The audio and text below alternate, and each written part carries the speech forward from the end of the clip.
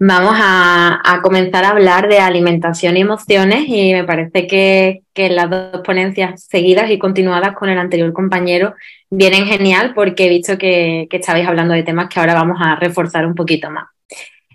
Voy a intentar ahora. Antes de que empecemos a desengranar un poco lo que vamos a ver sobre alimentación y emociones, sí que es cierto que me gusta siempre lanzaros una primera pregunta que todos nos tendríamos que hacer en algún momento, que es si es necesario trabajar desvinculando la conexión de alimentación con las emociones. A veces tenemos la creencia de que parte de nuestro trabajo como profesionales de la psicología o de la nutrición es identificar cuando ocurre esta asociación y dedicar todos nuestros esfuerzos en romper dicha vinculación, pues porque implique a una ingesta compulsiva o todo lo que habéis estado hablando también con Víctor. La realidad es que cuando hablamos de la ingesta emocional, que no compulsiva ni atracones, que después vamos a ver la diferencia, no sé si la habéis visto ya, pero la reforzaremos. Cuando hablamos del comer emocional o de la vinculación emociones-comida, tenemos que prestar mucha atención a no retraumatizar o no traumatizar dicha vinculación, porque es algo que todos tenemos, como veremos hoy, y que forma parte de todos los seres humanos. Al contrario, tenemos que crear un ambiente validante y poder construir una relación terapéutica que no invalide una asociación que es inevitable. Entonces, esto es lo primero que vamos a empezar a romper y con ello, pues, 3 de los mitos o las creencias que frecuentemente más caemos todos en el error cuando hablamos de ingesta emocional y que nos va a ir dando pie al resto de la ponencia. El primero que quería traeros es la diferencia entre la ingesta emocional y los atracones. Habéis estado hablando de atracones, Víctor ha señalado muy bien qué son o no son atracones y cuándo corresponden a una ingesta compulsiva. Después os traigo un cuadrito que a mí personalmente me ayuda mucho con los pacientes o con los consultantes que tenemos acompañando. Y es esa diferenciación también les ayuda a ellos a entender que eso que me está pasando no es algo que yo tenga que evitar que me ocurra. Os lo explico un poquito mejor, porque voy a traeros muchos ejemplos prácticos. Es habitual que vengan a consulta de psicología o de nutrición o de psiconutrición, si trabajáis en equipo de forma conjunta, personas que requieren o manifiestan, oye, yo quiero dejar de tener mis emociones y mi alimentación vinculadas, quiero que me pare de ocurrir que cuando me afecta algo emocionalmente, cuando tengo desregulación emocional, acudo a la alimentación como forma de buscar mi estabilidad. Ahí tenemos que diferenciar si eso que le está ocurriendo a esa persona es una vinculación de ingesta emocional, son unos atracones o es ingesta compulsiva. La diferencia, aunque después traeré los cuadritos, pero la diferencia, a mí me gusta explicaros que es como un gradiente y lo vemos cada día en consulta, seguro que vosotras también. Normalmente la ingesta emocional no implica casi ningún deterioro a nivel funcional, ni una culpabilidad, ni un desgaste más allá de lo que es el momento de me he regulado con la alimentación, que ahora hablaremos de eso. Después tenemos la ingesta compulsiva, que sí que implica pues una desregulación emocional, aunque no de tanta intensidad, una pérdida del control de los impulsos cuando estamos comiendo y sentimiento de culpa y vergüenza, pero con una intensidad un poquito más baja de la que nos encontramos normalmente cuando viene una persona con trastornos de atracones, que ya estamos hablando de otra gravedad y que frecuentemente también viene asociado normalmente con déficit en desregulación emocional. Bueno, intento trabajar desde la DBT, por eso me vais a escuchar más hablar de los déficits en desregulación emocional en este sentido. Esta es una de las cosas que vamos a ver hoy. También vamos a ver que la ingesta emocional no es algo que impida tener unos hábitos saludables. Muchas personas consideran que alguien que come emocionalmente no va a poder construir unos hábitos saludables a no ser que rompa esa asociación, pero como estamos viendo, como estáis viendo hoy, al final emociones y comida no podemos desvincularlo de esa manera, nos estaríamos olvidando de todos los componentes biológicos que sí que visteis ayer y todos los circuitos de recompensa que influyen en esa asociación y además toda la vinculación a nivel psicológico que vamos construyendo desde muy chiquitito que favorece esa asociación. También lo veremos un poquito ahora más adelante. Y el último que nos vamos a centrar es que si la ingesta emocional es algo que nos debe de preocupar más o menos, o los atracones o el comer compulsivo, según los kilos, el peso, el IMC que tenga la persona que viene a consulta. Y ahí entraremos también en esa actitud gordofóbica que a veces nos encontramos o se siguen encontrando en algunos profesionales de la salud y que creo que es importante que cada uno de nosotros podamos observar, entendiendo que si hablamos de atracones o de disfunción con una conducta alimentaria, da igual los kilos que esa persona pueda tener. Aquí no estamos hablando de sobrepeso, ni de obesidad, ni de delgadez, sino simplemente del malestar que una persona está sintiendo por cómo se está vinculando con la alimentación. Que es lo que os decía aquí, ¿no? Los kilos no determinan el sufrimiento de una persona Y si alguien tiene una ingesta compulsiva o tiene atracones o tiene una ingesta emocional, que es su único recurso, como veremos después, para regularse, nos debe de preocupar, tenga el peso que tenga, porque eso no determina el sufrimiento que está sintiendo en este momento.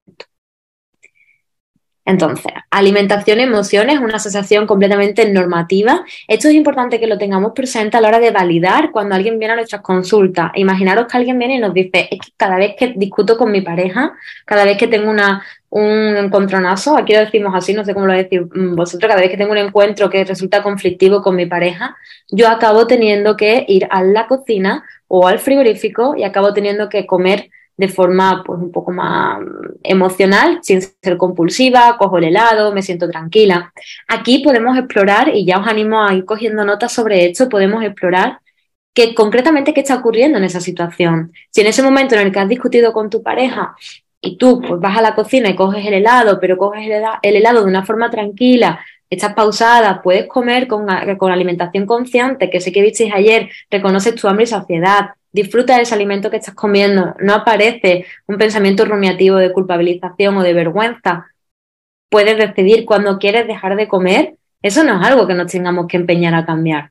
Se empieza a convertir en algo que nos dificulta tener habilidades de regulación cuando es mi único recurso, cuando tengo una discusión o un conflicto con mi pareja. Es decir, cuando tengo algo que no sé gestionar de otra forma, yo recurro constantemente a la comida como forma de evitación o de enfrentar o afrontar, mejor dicho, la verdadera problemática. Ahí sí que quizás se convierte en un problema, pero no es un problema la ingesta que estoy haciendo, sino la falta de recursos que me está haciendo llevarme a la alimentación. Por otro lado, otro aspecto importante que tenemos que tener presente cuando hablamos de alimentación y emociones es mi propia historia de aprendizaje, mi propia cultura que me rodea y el aspecto social, las personas que forman parte de mí, tanto de mi parte social como a nivel más externo. Mi historia de aprendizaje me dará mucha información de cómo yo me vinculo con la alimentación y esto probablemente no solo lo tengamos con mi propia línea de vida, como veremos ahora. Voy a darle hacia adelante y lo vamos a ver ya. Ahí está. Mi historia de aprendizaje la podemos explorar con mi propia línea de vida, es decir, hacemos un recorrido desde que esa persona comenzó a alimentarse. Incluso a mí me gusta preguntarles cómo la alimentaron mamá y papá de pequeño, que si tomó bibi, si tomó pecho, no es que eso vaya a determinar 100% ni mucho menos, pero puede tener algo de influencia en cómo me he ido vinculando posteriormente con la alimentación, qué tipo de forma de introducir la alimentación complementaria tuvieron en mí de pequeño, también preguntamos todo esto. Y a veces aquí os señalarán, oye, pues Cristina, yo no tengo esta información, la verdad es que nunca nadie me ha dicho cómo comí de pequeña, o sí, me han contado esto sobre mí. Eso es importante por dos vías. Por un lado, nos da mucha información secundaria a los profesionales de la psicología si una persona nunca ha escuchado historias sobre cómo era de pequeña. Y también nos da mucha información si esas historias que ha escuchado las estigmatiza o ya la identifica con un tipo de patrón alimentario. Seguro que alguna de vosotras o alguno de vosotros ha escuchado alguna vez, es que es comilona desde que era chica, ¿no? Es que desde que era pequeñita es comilona, desde que era pequeñita comía de esta forma. Ahí ya nos está dando información de la construcción de identidad que esa persona ha ido teniendo y todas las influencias, como dice Natalia Seijo, en imagen corporal, que no sé si la habéis visto, dice lo que nos han dicho que somos y como nos han dicho que somos, influye inevitablemente en la construcción de nuestra imagen corporal, pues también en cómo nos vinculamos posteriormente con la alimentación.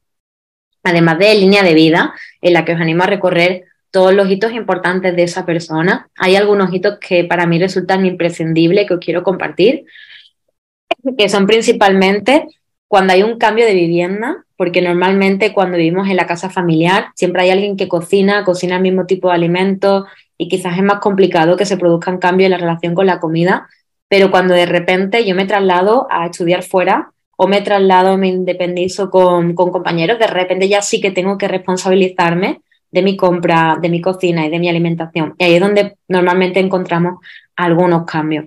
Entonces hacemos una línea doble y nos interesan todos los hitos a nivel emocional que he tenido a lo largo de mi vida, positivos, negativos, todos, y también cómo me he ido vinculando con la alimentación a lo largo de estos hitos, y esto nos va a dar mucha información. Y también os animo a explorar la vinculación emocional de la familia durante el genograma. Si aquí hay compis que trabajan con terapia familiar sistémica, pues hacéis genograma, casi todos lo hacemos realmente aunque no tengamos ese enfoque, pero pocas veces preguntamos cómo era la vinculación con la alimentación con esa familia que forma parte de tu genograma, y no solo la familia de origen y abuelitos, no, sino vamos a irnos un poquito más arriba. porque además esto nos ayuda a desculpabilizar. A veces cuando hay ingesta emocional compulsiva o atracones, esto pasa en las tres vertientes, a veces culpabilizamos mucho a la familia, ¿no? Es que mi mamá comía de esta forma, yo aprendí de ella, es que mi papá, fíjate, ¿no? Me hacía que mamá escondiera, no sé, estoy pensando en un caso, ahora mismo se me viene a la cabeza. Si hacemos genogramas de varias dimensiones, o sea, de varias escalas, nos ayudará a entender cuál era el contexto en el que mi mamá aprendió a relacionarse así con la comida y me trasladó a mí porque creía que era la mejor forma de hacerlo y nos ayuda a ir construyendo pues menos culpabilizadora hacia la familia de origen. También nos interesa cómo fue vista esa persona que come emocionalmente o que dispone de menos recursos que han dicho sobre ella y sobre todo el historial dietético anterior. Hay muchísima relación, no sé si habéis visto ya, supongo que sí, pero hay muchos estudios que nos señalan la correlación entre pues amplio historial dietético, es decir, habéis realizado muchísimas historias de dieta a lo largo de la vida con un patrón de ingesta compulsiva, atracones o vinculación emocional como único recurso para gestionar. Entonces os decía que estas cositas que hemos dicho son las que nos van a ayudar con la historia de aprendizaje cultural y social. La parte cultural vamos a tenerla presente aquí en España y en Andalucía y Sevilla, de donde yo os hablo ahora mismo. Todas las fiestas se hacen alrededor de la comida. Entonces es inevitable que una persona, no podemos pedirle a una persona que no vaya a una reunión familiar, que no vaya a una fiesta de fin de año como estamos a puntito de empezar a celebrar, o que no coma los de todos los alimentos que hay sobre la mesa. Nos toca educar y aprender a relacionarnos en ese contexto cultural en el que vivimos para poder tener pues, una vida normalizada la que nos apetezca tener. Después nos interesan los propios componentes de la comida. Aquí yo sé que habéis hablado, porque lo he visto en algunos de los vídeos de ayer, sé que habéis hablado de los circuitos de recompensa y esto es cierto que lo tenemos que tener presente porque al final genera unas asociaciones que influyen en las elecciones alimentarias que hacemos, pero también cuando hablo de propios componentes de la comida, aquí os animaría a explorar la dualidad que muchas personas tienen sobre alimentos buenos y alimentos malos, alimentos sanos, alimentos insanos, procesados o no procesados, porque cada vez estamos viendo más, no sé si a vosotros os ha pasado, nosotras lo estamos notando mucho, sobre todo, me voy a beber agua,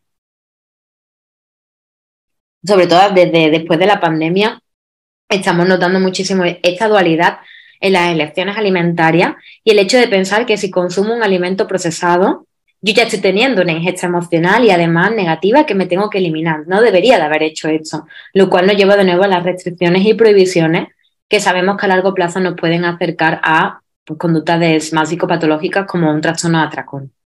Entonces, vamos a echar un vistazo cómo se relaciona esta persona con los alimentos, cómo los denomina, cómo los denominan en casa, porque a lo mejor yo puedo tener una construcción pues muy natural de los alimentos que consumo, pero cuando voy a consumir un bocado de una pizza, me mira mi compañera de piso y me dice, Cristina, eso es un alimento procesado, ¿te vas a comer eso?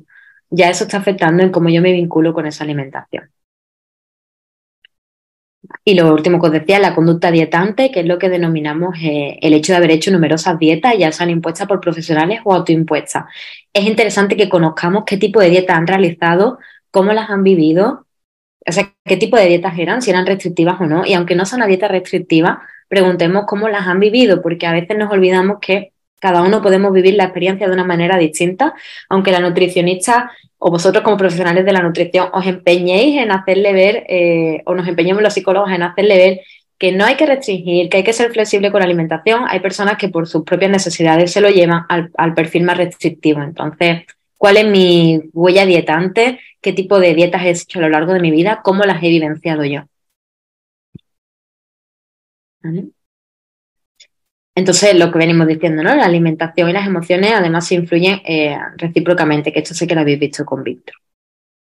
Con toda esa información que ya recogemos en las primeras consultas que ya hacemos en Annecy, le estabais preguntando a Víctor y aprovecho y os lo comento también sobre cuestionarios o pruebas. En mi caso, para trabajar el hambre emocional, la prueba, que aunque no la traigo aquí, os la digo, que más me gusta, me parece más interesante, es una que se denomina EMAQ, E-M-A-I-Q. Ahora, si queréis, yo os lo escribo en el chat o lo paso a la organización por si os lo pueden hacer llegar de alguna manera.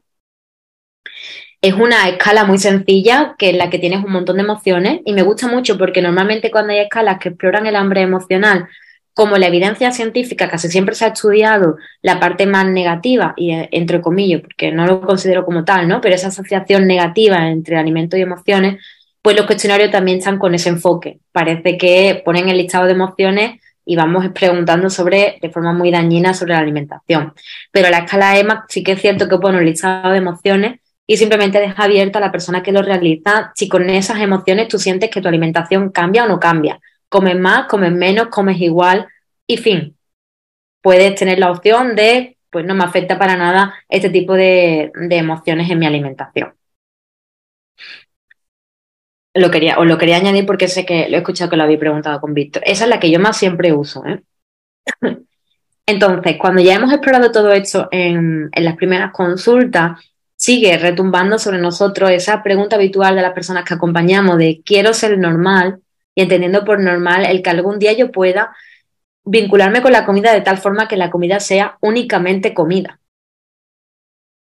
Y esta es una pregunta que yo la recojo siempre y la valido porque es cierto, ¿no? Durante mucho tiempo nos hemos empeñado en romper las asociaciones con la alimentación. Yo también llevo ya llevo casi 10 años trabajando en psiconutrición y trabajando con nutricionistas. Y al principio de mi trayectoria yo también usaba las tablas seguro que la habéis visto, de hambre fisiológica y hambre emocional veo ahí que alguien me hace así con la cara, esas típicas tablas que yo también las usé en su momento, pero que ahora sabemos que es muy difícil hacer esa separación como tal. Hay muchos factores que influyen en nuestra vinculación con la alimentación a nivel emocional y eso realmente estigmatiza mucho el tipo de ingesta que tenemos. Por suerte vamos aprendiendo y ya no las tenemos tan presentes. Pero claro, si entendemos ese contexto y el patrón dietético habitual de restricciones, pues es lógico que una persona pueda venir a nuestras consultas y decirnos necesito que la comida sea únicamente comida para mí, pero ¿realmente creéis que eso es un objetivo que podamos alcanzar? Para vosotras toda la comida es solo comida. Quizás no hay comidas que solo verla en el plato ya te recuerda a un familiar, o hay olores que solo cocinar un tipo de alimentación de repente te traslada a tu infancia o a un lugar que te encanta. Es decir, la vinculación es inevitable y querer como objetivo que la comida sea únicamente comida para mí sería generar una frustración a largo plazo con esa persona que estamos acompañando. Y después está la otra gran pregunta que yo la traía porque son las que más repetimos y las más conflictivas en este sentido, de ¿podré dejar algo en el plato alguna vez? Y esta es muy interesante porque aquí ya no nos están hablando de la ingesta emocional.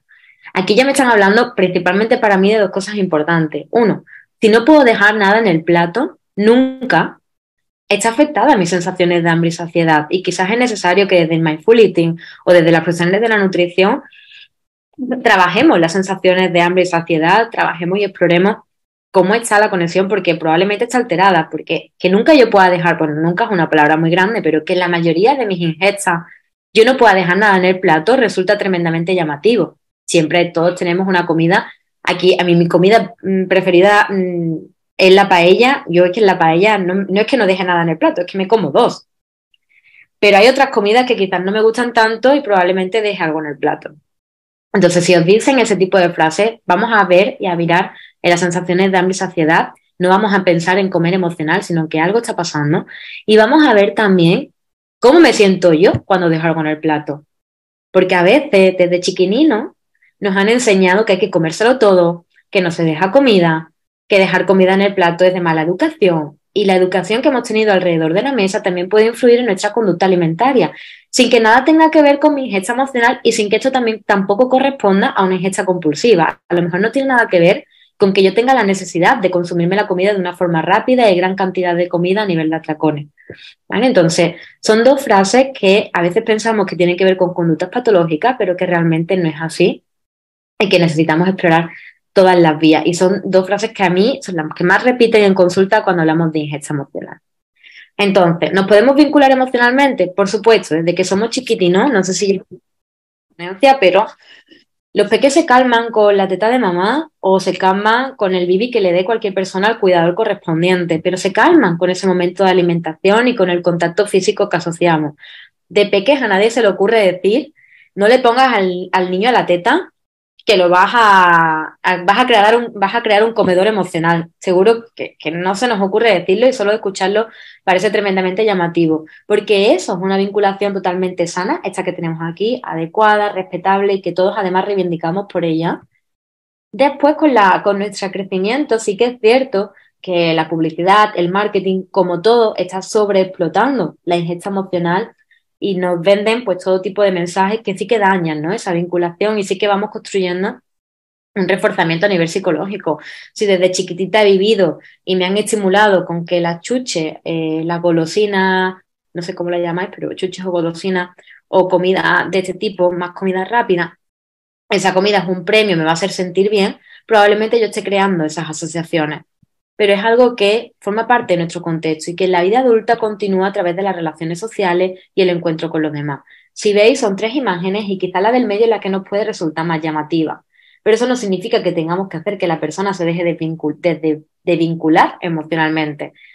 Únicamente tenemos que ser a la persona capaz de identificar qué tipo de mensajes le están llegando, si tiene alimentos que para ella son más reforzadores por su línea de vida, y vamos a usarlo a nuestro favor.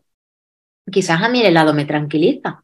Quizás el helado tiene un poder para mí de transmitirme pues, paz, calma, recordar, y os lo voy a recordar todo el rato que estamos hablando de comer emocional, no estamos hablando de que yo tengo una ingesta de atracones.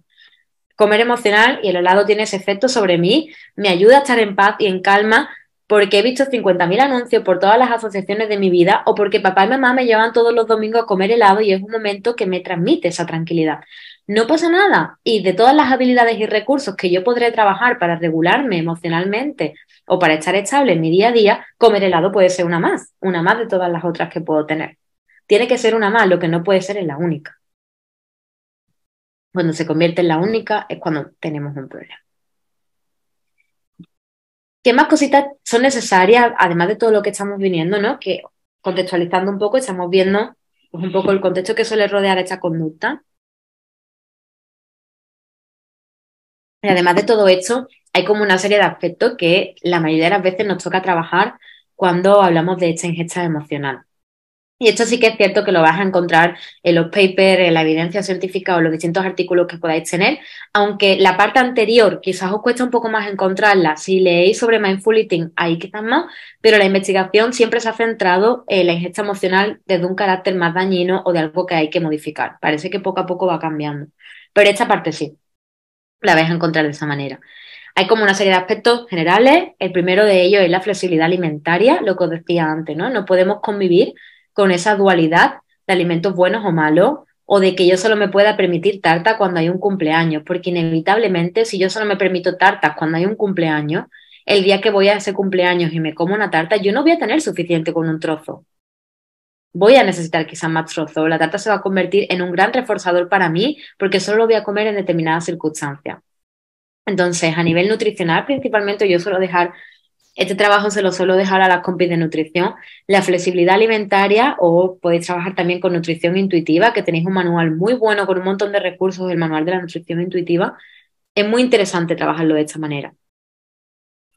Desde psicología, este trabajo en nutrición de flexibilidad alimentaria, introducimos el desculpabilizarnos con todo lo que hemos visto antes, de validar esa asociación, porque forma parte de todos nosotros, de hacer ver a la persona pues, lo normal de lo que está pasando, también trabajamos esa desculpabilización. Aquí tendremos que explorar de dónde nace, dónde yo aprendí a culpabilizarme de esta forma con la alimentación, qué parte de mí es la que se culpa, voz crítica y voz compasiva, que es a la que voy ahora. Todos estos serán aspectos que de una forma u otra tendremos que tener presentes.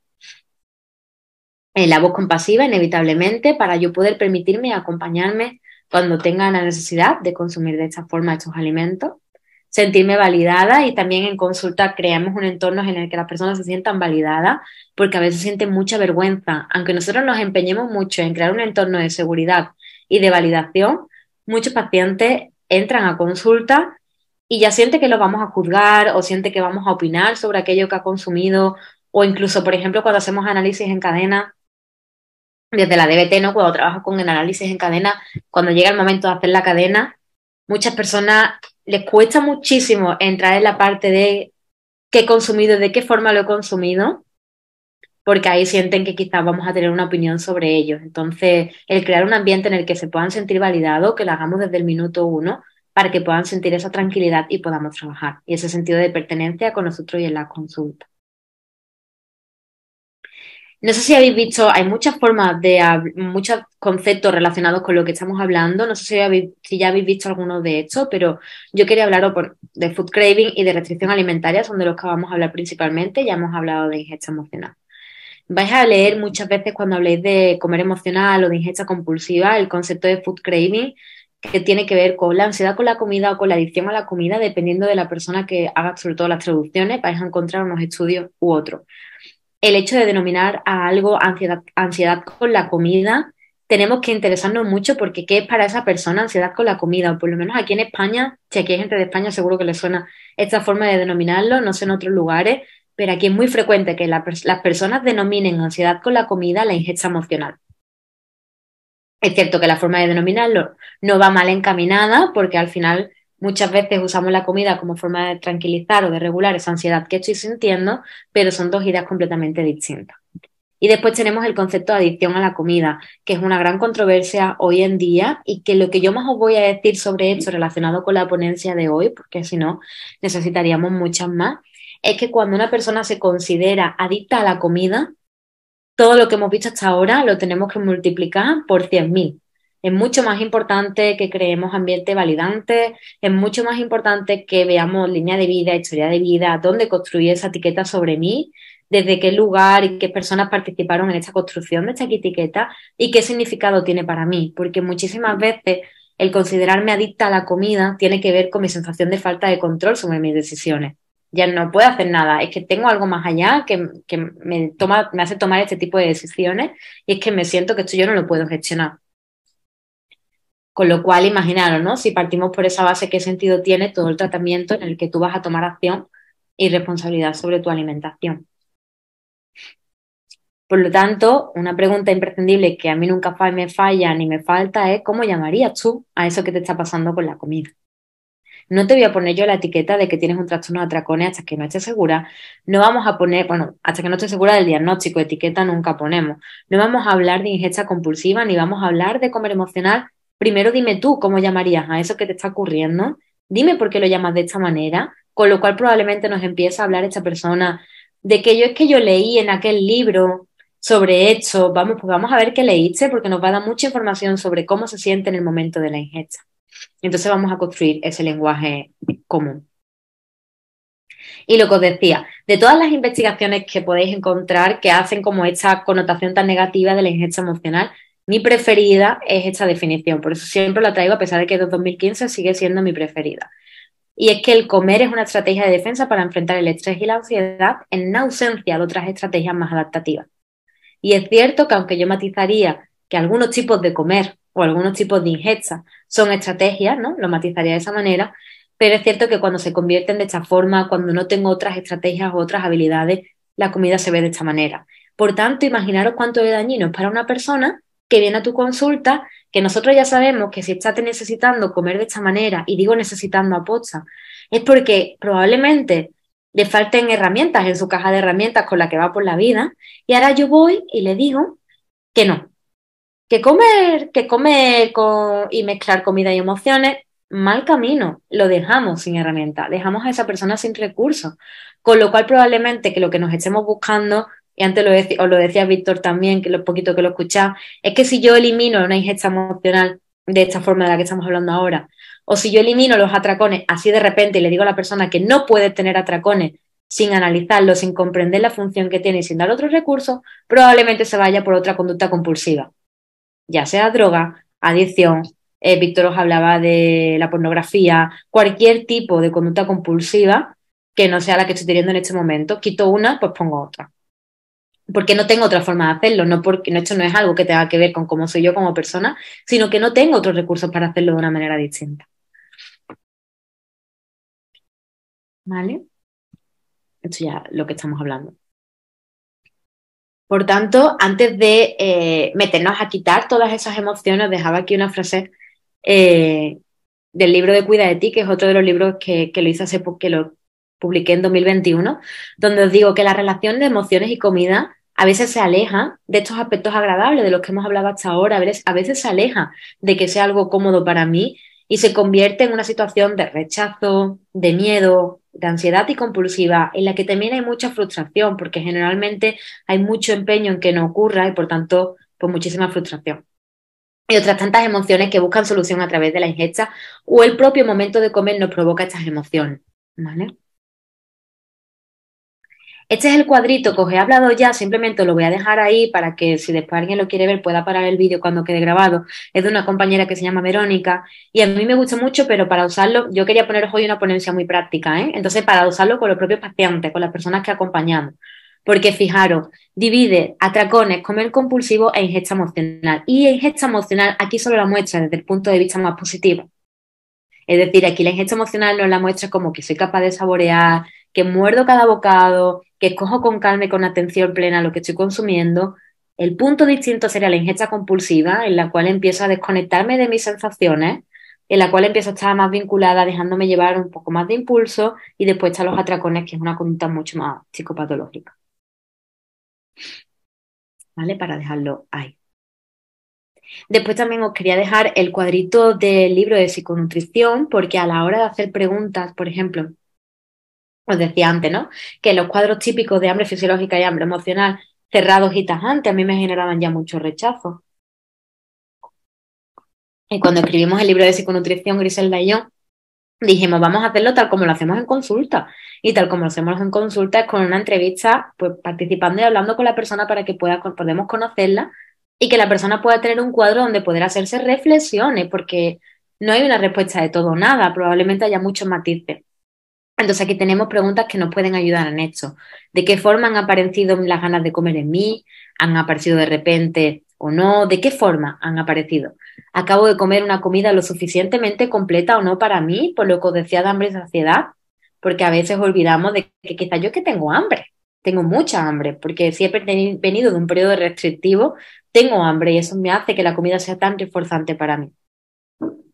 ¿Qué sentido se ha despertado en mí? ¿Visteis ayer el tema del comer consciente o mindful eating o los tipos de hambre? ¿Qué tipo de hambre se despierta en mí? Lo cual nos va a dar también mucha información sobre cómo me relaciono con la comida. ¿Tengo o no un antojo específico?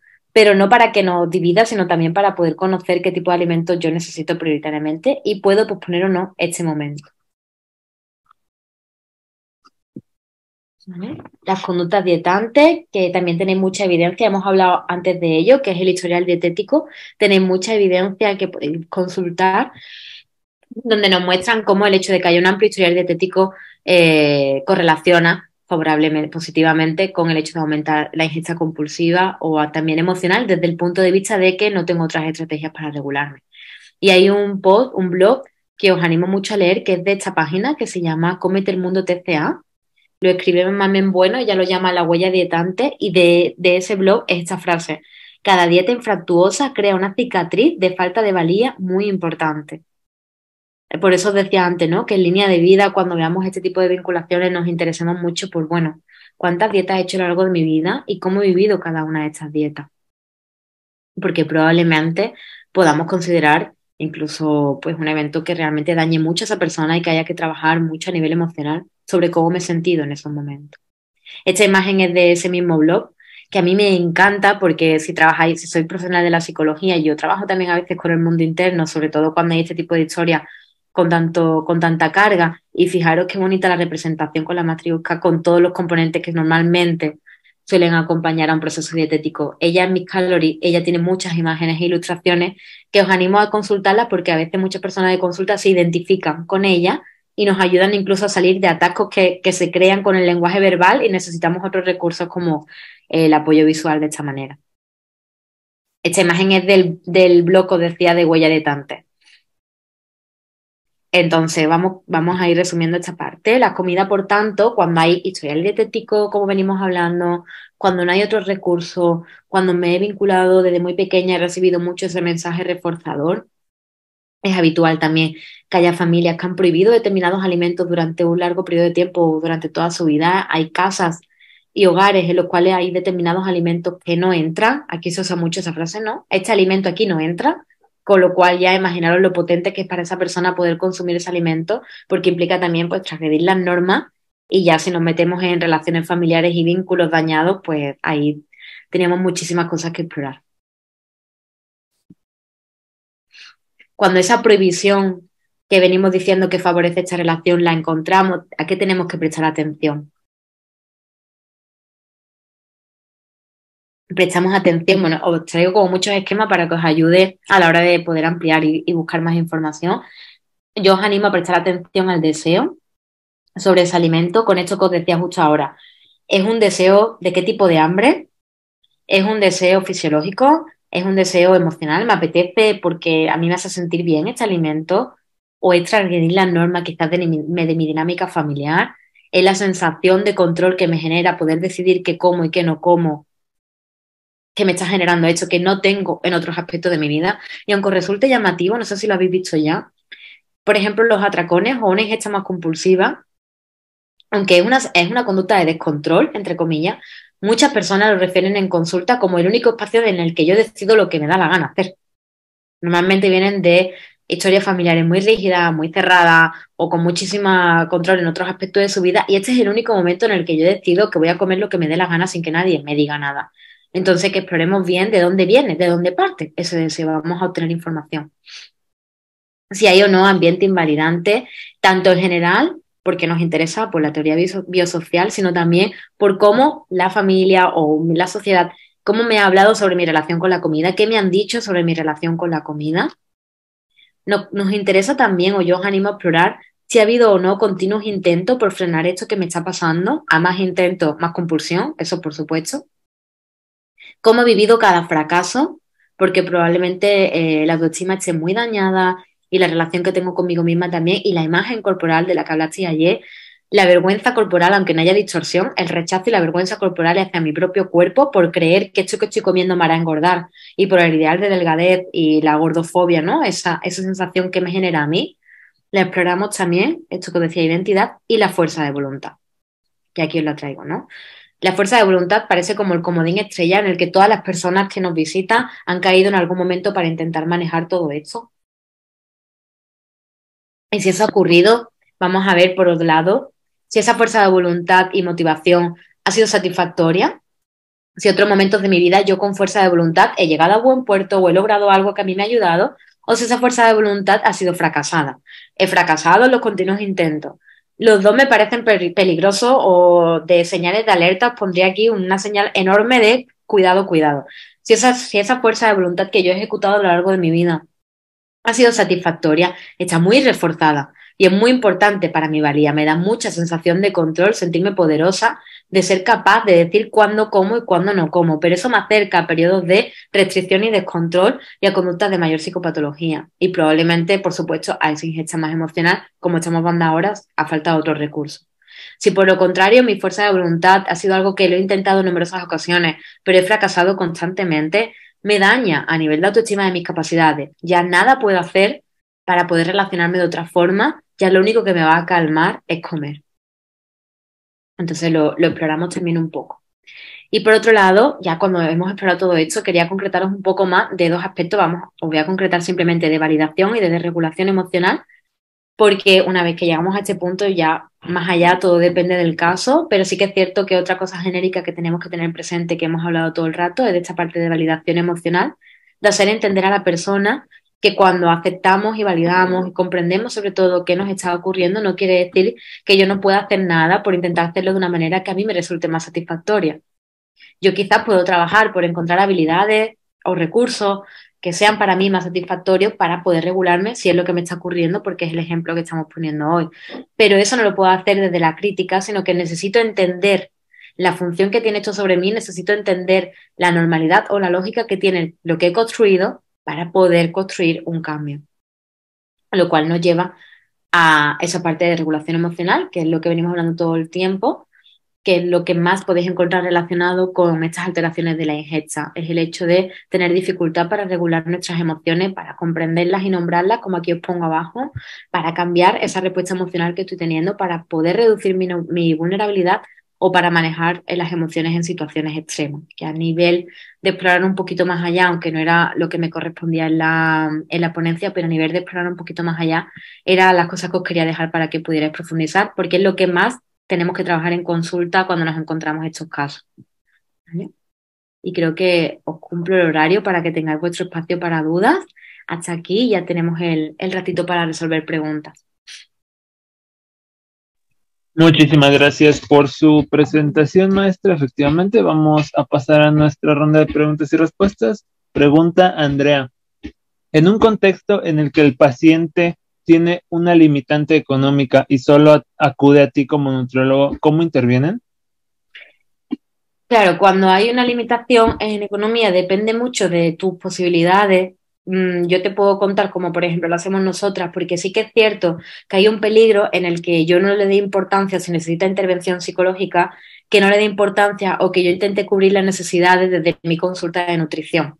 Porque si yo intento cubrir las necesidades de mi consulta de nutrición, probablemente lo que haga principalmente sea calmar la emoción, como si fuera a dar amorcito y cariño, pero no ejecutar cambios ni nada de lo que estamos hablando aquí. Entonces, eso me parece peligroso. Vosotros desde nutrición sé que lo hacéis con la mejor de las intenciones, porque al final tenéis una persona que está sufriendo y que no puede ir al profesional que corresponde, pero puede resultar contraproducente. Entonces te diría, o lo que yo suelo hacer, es barajar varias opciones. La primera es hasta qué punto yo puedo permitirme reducir el tiempo de mis consultas o dilatarlas en la, digamos, la frecuencia en la que viene, y hasta qué momento yo puedo hablar con la profesional de la psicología para que ella también reduzca el tiempo y costo de su consulta y así poder llegar a un acuerdo que la persona sí pueda permitirse. A veces también, desgraciadamente, nos toca elegir en una balanza y es tal cual, es elegir en este momento de esta persona qué es prioritario. Si, por ejemplo, tenemos una persona que tiene conducta de daño hacia ella, que tiene alguna conducta de lesión, por supuesto hay una gravedad o hay muchísimos atracones o purgas, está claro que estamos hablando de la parte de que psicología es imprescindible, ahí lo vemos muy claramente. Pero cuando nos encontramos una ingesta compulsiva o una persona que se vincula emocionalmente con la comida y carece de otros recursos, pasa más desapercibido. Pero tenemos que darnos cuenta y generalizar más allá. La falta de recursos, de habilidades que me ayuden a gestionarme mi día a día no solo tiene que ver con la comida, probablemente esto también afecte a otras parcelas de mi vida. Entonces, esa visión más allá nos va a ayudar a tomar esta decisión. Y esas son las dos cosas que a mí más me han funcionado. El ver qué consulta podemos dilatar, dilatarla en la frecuencia no quiere decir tampoco que yo no pueda tener contacto pues vía mail o mandar lecturas o hacer un apoyo entre consultas que favorezca que la persona vaya trabajando o jugar a la balanza y ver si podemos soltar alguna de las dos consultas. También un recurso que, dependiendo del país, aquí en España es que está muy complicado, a no ser que haya cierta gravedad, entrar en el servicio público, pero a veces lo hemos conseguido en casos de este tipo, es compaginar con algún tipo de servicio público que permita que uno de los servicios que se tengan que dar esté cubierto por ahí, que es gratuito, y nosotros podamos tener a nivel privado la atención que quizás no puede quedar cubierta de ese lugar. Y esto también lo podemos intentar con asociaciones. Muchísimas gracias por su respuesta. Pasamos a la siguiente pregunta. Dice, ¿cuáles son los tips de abordaje en la práctica clínica de los pacientes con trastorno de alimentación? ¿Cuáles son los tips de abordaje? Es que esa pregunta es muy genérica. Sí, te la intento concretar yo por responderte algo, pero es como muy genérica. Yo trabajo principalmente con trastornos de atracones, así que me voy a centrar en esa parte. Para mí, si tuviera que decidir qué aspectos son más importantes para trabajar con atracones, creo que uno de los más importantes es determinar si además del atracón hay otras conductas de daño a nivel compulsivo, si hay autolesión o si hay algún tipo de alguna compulsión más que resulte dañina, para poder saber qué tipo de protocolo puedo poner en marcha. En caso de que lo hubiera, pues por supuesto, pues hacemos protocolo de Linehan, el protocolo del RAM, para asegurarnos que esa persona no está en riesgo. Y en segundo lugar, en atracones, yo siempre creo que es muy importante valorar y trabajar las habilidades desde regulación emocional. Por eso la he puesto aquí. Para mí son los dos aspectos que casi siempre me toca trabajar en atracones. Y sí que es cierto que un tercero podría ser la imagen corporal, pero normalmente no trabajo imagen corporal hasta que la persona ya no está muy avanzada en el tratamiento y tiene muchos recursos, porque cuando trabajamos imagen corporal y relación con nuestro cuerpo, todo se remueve. Pero todo, porque hay muchas voces que han hablado sobre mi cuerpo, que a veces pueden tener que ver con mi historia familiar, hay muchas situaciones que yo he podido vivir con mi cuerpo y tengo que tener los recursos suficientes para hacerle frente. Entonces son como los tres pasitos para mí más importantes. No sé si las respondo. Muchísimas gracias por su respuesta. Vamos a pasar a la siguiente pregunta. Ana Guadalupe dice, ¿qué herramientas recomiendas para sacar a los pacientes de dietas restrictivas? En mi experiencia, muchos le temen a los carbohidratos. Claro, cuando hay un miedo muy grande a un alimento específico como los hidratos de carbono y no hay nada más allá, o sea, habrá más cosas, ¿no? Pero no hay nada más allá a lo que darle importancia suficiente, podéis hacer un trabajo, yo, o por lo menos en mi caso, yo lo trabajo de esa manera, hago un trabajo de exposición con prevención de respuesta, pero tal cual, como cualquier otro tipo de conducta de psicología. Es decir, exponemos gradualmente, junto con la compañera de nutrición, a todo aquello que le va generando ese miedo. Desde qué alimento es el que menos miedo te da, que aparece y vemos emociones y todos los pensamientos asociados, hasta el alimento que más miedo me da y me voy exponiendo poco a poco. Mientras va realizando ese trabajo, hay mucho más que trabajar porque salen muchas cositas en consulta, pero intentamos hablar de esta manera, porque a veces incluso intentamos flexibilidad alimentaria y hay algunos alimentos que se siguen atascando mucho, que tienen que ver probablemente con un patrón de TCA previo. Muchísimas gracias por su respuesta. Jazz Jiménez pregunta, ¿qué otras estrategias más adaptativas podría hacer un paciente bariatra para que no tenga recaídas en su nuevo estilo de vida después de su cirugía? Pues yo en cirugía bariátrica diría que hiciera exactamente lo mismo que si no hubiera cirugía bariátrica. Es más, creo que es el problema de la cirugía bariátrica, que no se hace exactamente lo mismo. Que a veces los centros de cirugía bariátrica o los protocolos de cirugía bariátrica se centran en el apartado nutricional en mantener la pérdida de peso, con lo cual pues un error enorme, porque sabemos además que en cirugía bariátrica toda la parte emocional está aún más dañada que en una persona que no ha buscado el recurso de la cirugía bariátrica, con lo cual aquí, esto es una expresión de aquí, se dice la pescadilla que se muerde la cola, que es como damos vuelta en el mismo círculo una y otra vez. Entonces le diría que siga el mismo protocolo exactamente que si no la tuviera. Hablamos de flexibilidad alimentaria, hablamos de poder relacionarnos de una forma respetuosa e intuitiva con la alimentación, teniendo en cuenta obviamente que en los primeros meses pues hay unas pautas específicas. Estamos hablando ya de mantenimiento o estabilidad. Trabajamos imagen corporal de la misma manera, que es muy difícil, no sé si lo habéis visto cuando hablasteis de imagen corporal, pero es muy difícil trabajar imagen corporal en cirugía bariátrica porque hay una pérdida de peso muy rápida, más rápida de la que los profesionales podemos trabajar la distorsión perceptiva con el cuerpo y más rápida de lo que nos da lugar a nosotros a avanzar. Entonces, es muy importante hacer punto por punto exactamente los mismos pasos que si no hubiera cirugía bariátrica, pero más rápidamente. O así lo hacemos nosotras, ¿eh? Basándonos principalmente, pues principalmente en el hecho de que los daños son los mismos. Muchísimas gracias por su respuesta. Beatriz Vázquez pregunta, en el caso de aquellos que no les gusta comer, ¿qué factores se deben tomar en cuenta o qué factores has visto más común?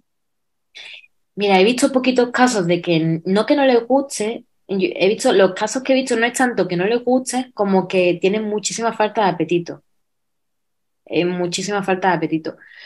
Y hemos trabajado exactamente de la misma manera. Si es que es lo que os decía, cuando miramos a la persona y no a su relación con la comida, es que son personas al final y les afectan los mismos tipos de cosas. Habrá una serie de emociones que influyan en que no me guste comer. Oye, cuidado, ¿no? Si el que no me guste comer para mí es disfuncional. A lo mejor no me gusta comer, pero yo como y hay alimentos con los que disfruto, genial. Hay personas a las que les gusta más comer y personas a las que les gusta menos. Pero si esto se ha convertido en algo que a mí me afecta en mi día a día, es que haría exactamente lo mismo que con una persona que sí que le guste comer, es que eso tampoco es algo patológico, pero que tuviera ingesta compulsiva.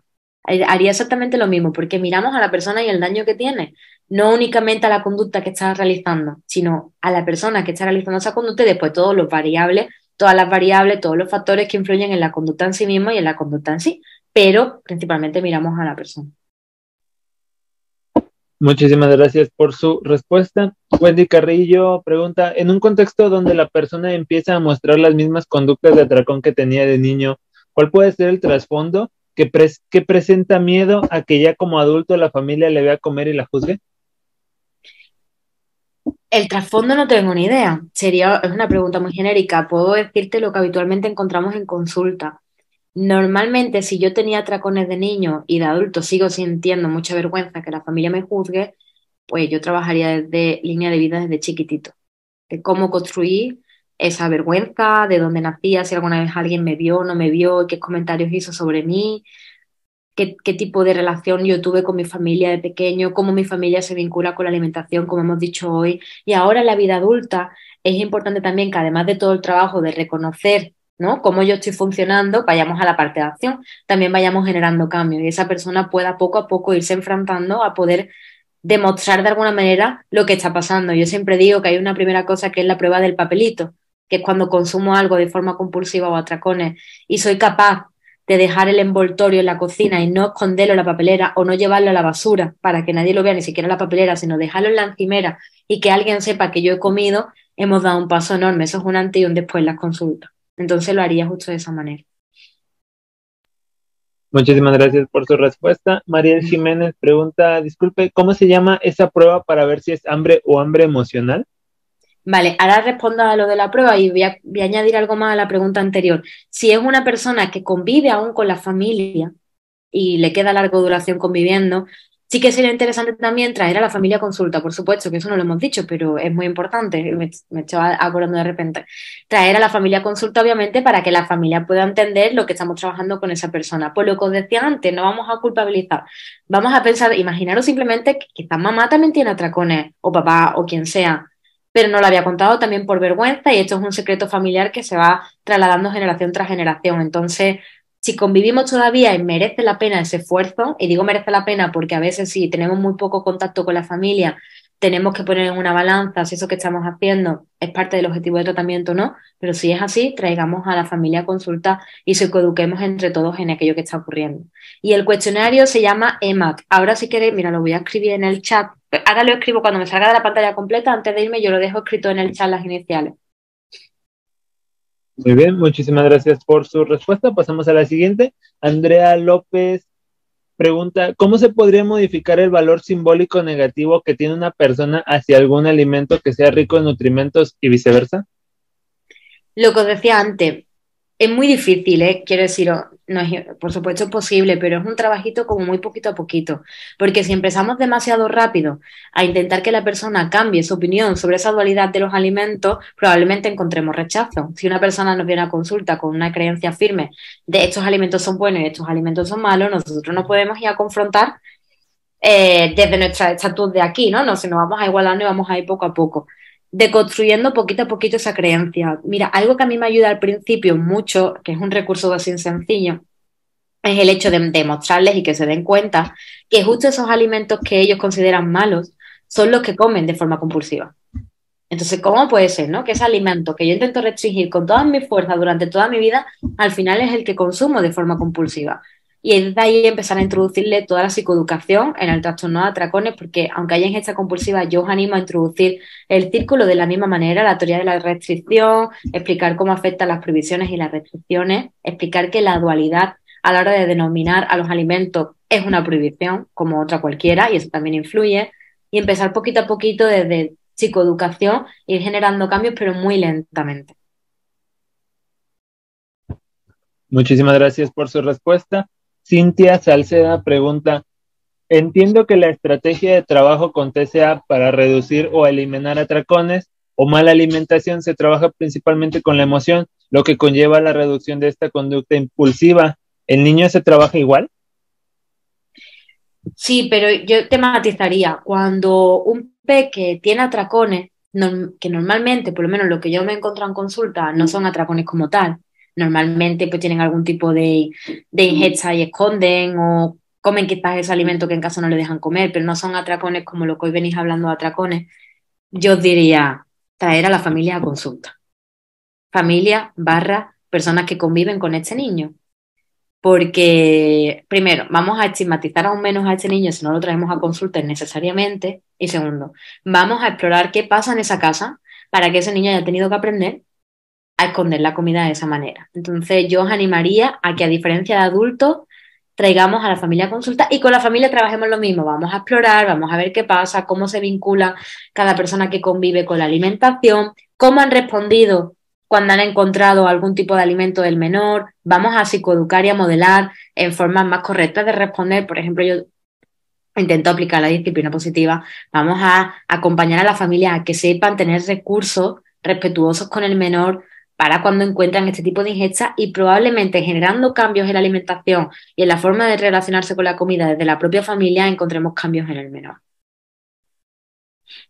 Muchísimas gracias por su respuesta. Heidi Villa pregunta, ¿Qué tipo de procedimiento debemos revisar cuando una persona se va de una conducta de restricción alimentaria a ingesta abundante? La misma que venimos hablando ahora. Es que eso es muy frecuente, es que es parte es que lo vais a encontrar todo el rato. Entonces, si nos movemos entre los dos polos, entre pues periodos de mi vida restringo o compenso esas ingesta que estoy teniendo, es exactamente, yo diría que es exactamente lo mismo. Vamos a aplicar la teoría de la restricción, vamos a ver con esa persona desde qué lugar yo actúo cuando restringo, qué pasa en mí cuando yo restringo emociones, pensamientos, conductas que tengo, todo lo que yo pueda encontrar desde ahí. Vamos a hacer lo mismo con los atracones y ya podamos tener más información donde ir encaminando, pero por supuesto hacer diagnóstico diferencial con que haya otro tipo de TCA y con que no haya ningún tipo de purga o algo de este tipo. Si es que restricción tiene más importancia que la compulsión, que la angina compulsiva, pues ya sabemos también que tenemos que poner protocolos que nos acerquen un poco más a la parte restrictiva, porque como supongo que también habréis visto, los protocolos entre atracones y restricción tienen mucha diferencia, porque atracones, normalmente, por ejemplo, en DBT, atracones es desde la DBT original y periodo restrictivo o anorexia restrictiva es desde la RO-DBT. Son habilidades y recursos distintos. Entonces vamos a determinar si es que hay algo que va prioritario o